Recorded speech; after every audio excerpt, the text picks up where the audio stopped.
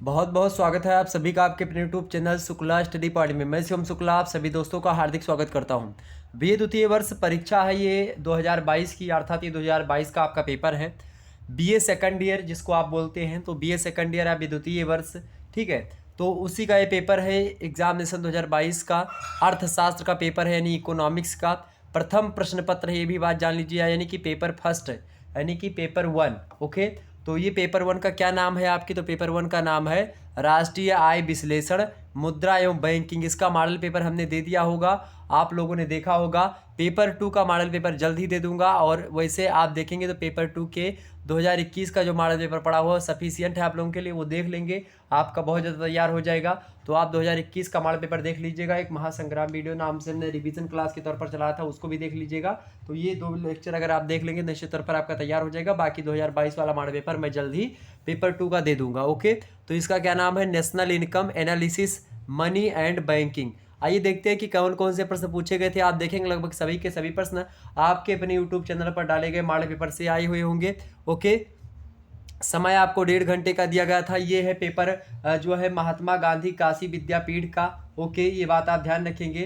तो ये किसका है भाई? तो ये महात्मा गांधी काशी विद्यापीठ का पेपर है। 1.5 घंटे का पेपर हुआ है। अब देखिए कैसा पेपर आया था। पूर्णांक आपका 100 का था, मैक्सिमम मार्क आपके 100 के थे। ओके, देखिए अब पेपर बहुत सारे लोग कह रहे थे सर जी आधे घंटे का 1.5 घंटे का पेपर कैसा आएगा, तो देखिए इसी तरीके से आया है। खंड आ एवं खंड बा से दिए गए निर्देशों के अनुसार प्रश्नों के उत्तर दीजिए। लघु उत्तरीय प्रश्नों के उत्तर आपको अधिकतम 150 शब्दों के अंतराल में लिखना है, 150 शब्दों में लिखना है। और दीर्घ उत्तरीय प्रश्नों को अधिकतम सीमा उनकी कितनी है? 350 शब्द, यानी कि आपको 350 शब्द में दीर्घ उत्तरीय प्रश्नों को लिखना है, और 150 शब्दों में आपको लघु उत्तरीय प्रश्नों को लिखना है। और खंड आ और बा दोनों में ये पूछे जाएंगे। खंड आ में जो है आपके आपसे कह रहा है कि देखिए नोट में कि अटेम्प्ट जो है question of section A and section B as directed the answer to short question should not मतलब कि exceed 150 words and the answer to long question should not exceed 350 words each. मतलब कि आपको ये जो हमने हिंदी में बताया था वो अंग्रेजी में लिखा हुआ है। खंड आ यानी सेक्शन ए की बात करें तो यहाँ से लघु उत्तरीय टाइप के प्रश्न पूछे जाते हैं, शॉर्ट आंसर टाइप क्वेश्चन। आइए देखते हैं कौन कौन से प्रश्न पूछे गए थे। शॉर्ट आंसर को आपको करना कितना है? 5 प्रश्नों के उत्तर देने होते हैं शॉर्ट आंसर में आपको। देखिए कौन कौन से प्रश्न इनमें से छांट सकते हो आप। 10 नंबर एक प्रश्न का आपको मिलेगा, तो 5 क्वेश्चन करने पड़ेंगे, 50 नंबर यहाँ से आपके हो जाएंगे। पहला प्रश्न आपसे कह रहा है कि सकल घरेलू उत्पाद यानी जीडीपी की अवधारणा को समझाइए। सकल घरेलू उत्पाद के बारे में जीडीपी क्या होती है, जीएनपी क्या होती है, एनडीपी क्या होती है और एनएनपी क्या होती है, इसको सभी को हमने विस्तार से बता दिया। जीडीपी माने क्या होता है? Grass domestic product.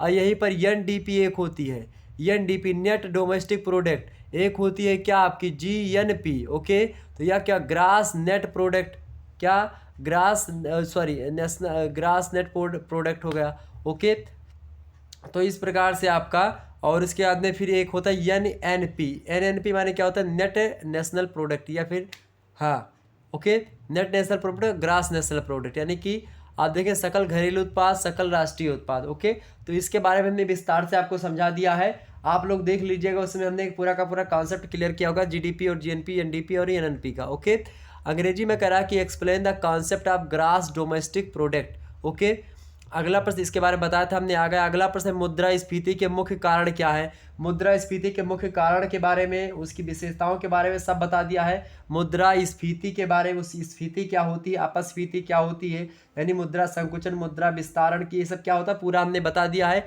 ये भी प्रश्न आ गया। What are the main causes of inflation. Inflation क्या होता है, इसके बारे में आपको, उसके मुख्य लक्षणों के बारे में, यानी मुख्य क्या कारणों के बारे में आपको बताना था। अगला प्रश्न आपसे पूछा जा रहा है वहीं पर तीसरा नंबर की व्यापारिक बैंकों के मुख्य कार्यों को स्पष्ट कीजिए। भाई व्यापारिक बैंकों के मुख्य कार्य क्या है, इसके बारे में भी हमने आपको बताया था। निश्चित तौर पे व्यापारिक कार्य मतलब व्यापारिक बैंक क्या होते हैं, उनके कार्य क्या होते हैं, सरकारी बैंक कौन से हैं, बैंकों के प्रकार के बारे में विस्तार से हमने हर एक बैंक के प्रकार को भी बताया था। निश्चित तौर पर यह प्रश्न आपका हो गया होगा, कोई प्रश्न दिक्कत नहीं होगी।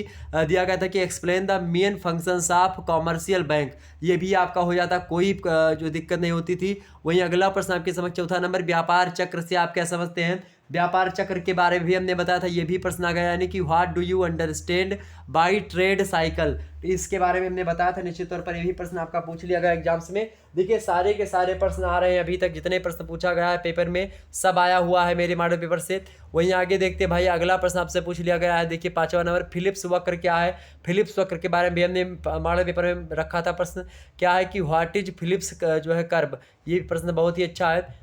अगला प्रश्न आपसे पूछा गया, देखिए 6वां नंबर, कि भारतीय मुद्रा बाजार पर टिप्पणी लिखी। देखिए 5 ही प्रश्न करने थे, 5 आपके ऑलरेडी पहले से आ चुके हैं। भारतीय मुद्रा बाजार के बारे में भी हमने इस पर टिप्पणी करी है, अच्छे तरीके से आप देख लीजिएगा। Right a note on Indian monetary जो है मॉनेटरी मार्केट। आपको बता दूं कि अगर आपकी परीक्षा अभी नहीं हुई है, आप लोग जा करके मॉडल पेपर को विस्तार से देख लीजिएगा। निश्चित तौर पर सारे के सारे प्रश्न यहीं से आएंगे, आप परेशान ना हो बिल्कुल भी, एक भी प्रश्न आपका नहीं छूटने वाला है मेरे प्यारे दोस्त, तो बिल्कुल चिंता करने की आपको आवश्यकता नहीं है। ओके, आगे देखते हैं, अगला प्रश्न आपके समक्ष है। अगला प्रश्न आपसे पूछा गया था कि अंतर्राष्ट्रीय पुनर्निर्माण एवं विकास बैंक की स्थापना के क्या उद्देश्य है। तो विकास बैंक और अंतर्राष्ट्रीय पुनर्निर्माण, इसके बारे में भी हमने बताया था, इसका उद्देश्य विस्तार से अंग्रेजी में देखिए कह रहा है कि what are the main objectives of the जो है establishment of international bank for reconstruction and development, यानी कि IBRD। देखिए IBRD को जो है international bank for reconstruction and development, इसकी फुल फॉर्म होती है किसकी, IBRD की फुल फॉर्म हमने रखा था मॉडल पेपर में कि ये आएगा, और उसी फुल फॉर्म के साथ ही साथ हमने IBRD के बारे में भी आपको बता दिया था, ये भी प्रश्न आ गया। देखिए अगला प्रश्न आपसे पूछा गया था, देखिए जो है अगला प्रश्न है कि अंतर्राष्ट्रीय मुद्रा कोष के कार्यों को समझाइए, ये भी हमने बताया था। देखिए सारे के सारे प्रश्न आ रहे हैं, बार बार ये बोलते हुए अच्छा नहीं लग रहा है कि यही प्रश्न आया वही आया, आप लोग समझ जाइए कि अब सारे के सारे प्रश्न आए हैं। Okay, explain the functions of international monetary fund. Okay, बहुत ही अच्छा प्रश्न है, मुद्रा कोष के कार्य को आपको बताना था जो भी अंतर्राष्ट्रीय। देखिए खंड बा यानी कि दीर्घोत्तरीय टाइप के प्रश्न में देखते हैं कौन कौन से प्रश्न पूछे गए थे। यहाँ से आपको किन्हीं 2 प्रश्नों के उत्तर देने, लॉन्ग आंसर टाइप क्वेश्चन से। देखिए किन्हीं 2 प्रश्नों के उत्तर दीजिए, ठीक है, और प्रत्येक प्रश्न का उत्तर लगभग 350 शब्दों में आपका होना चाहिए। ओके, अटेम्प्ट एनी 2 क्वेश्चंस, यानी कि 2 प्रश्न करने, 25 नंबर का एक प्रश्न, इस प्रकार से 50 नंबर यहाँ से आपको मिल जाएंगे। ओके, तो 1.5 घंटे का आपका पेपर ऐसा आया था। तो इसी प्रकार से और भी आएगा पेपर, तो आप लोग जितने सब्जेक्ट यानी कि सोशियोलॉजी, पॉलिटिकल साइंस, एजुकेशन, और भी जितने भी सब्जेक्ट आपके हिंदी साहित्य से लेकर के संस्कृत तक, आप सभी को देख लीजिए हमारे मॉडल पेपर से सब आएंगे, तो आप परेशान ना हो उसको लेकर के। प्रश्न अगला है कि राष्ट्रीय आय गणना की कौन कौन सी विधियां हैं, एक विधि की विवेचना कीजिए। ये भी हमने बताया था, राष्ट्रीय आय की गणना की कौन कौन सी विधियां, निश्चित तौर पर ये भी प्रश्न हमने रखा था, और ये देखिए प्रश्न आ गया, और बहुत ही अच्छा है कि दीर्घोत्तरीय में देखिए प्रश्न आ चुका है। आगे देखिए अंग्रेजी में कह रहा है कि what are the methods of calculation of at national income, discuss and मतलब डिस्कस एनी वन मेथड, यानी कि आपको एक जो है विधि के बारे में बताना था। अगला प्रश्न आपसे पूछा गया था कि मुद्रास्फीति को परिभाषित कीजिए तथा इसके परिणामों की विवेचना कीजिए।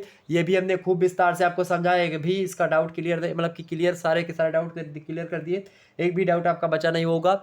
अंग्रेजी में कह रहा है कि define inflation and discuss it's जो है